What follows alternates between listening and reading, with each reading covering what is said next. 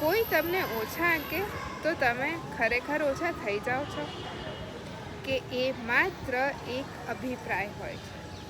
ઘણીવાર કોઈ આપણી ટીકા કરે છે, આપણી અવગણના કરે છે અથવા આપણને ઓછા આંકે છે, અને આપણે ધીમે ધીમે એને જ પોતાની ઓળખ માની બેસીએ છીએ.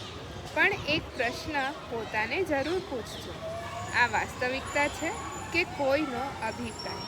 કારણ કે દરેક વ્યક્તિ પોતાની સમજ, પોતાના અનુભવ અને પોતાના દૃષ્ટિકોણથી આપણને જુએ છે. એટલે કોઈનો અભિપ્રાય આપણી કિંમત નથી કરતો.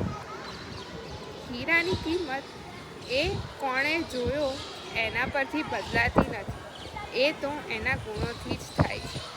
એટલે જ ફરી વખત જો કોઈ તમને ઓછા આંકે અથવા અસ્વીકાર કરે ત્યારે એકવાર આ પ્રશ્ન પોતાને જરૂરથી પૂછજો, આ એમનો દૃષ્ટિકોણ છે કે મારી વાસ્તવિકતા?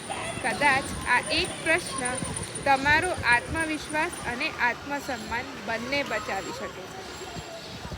અભિપ્રાય દૃષ્ટિકોણ બતાવે છે, વાસ્તવિકતા નહીં.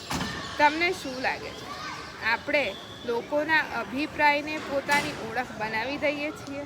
તમારા વિચારો મને કમેન્ટમાં જરૂરથી જણાવો.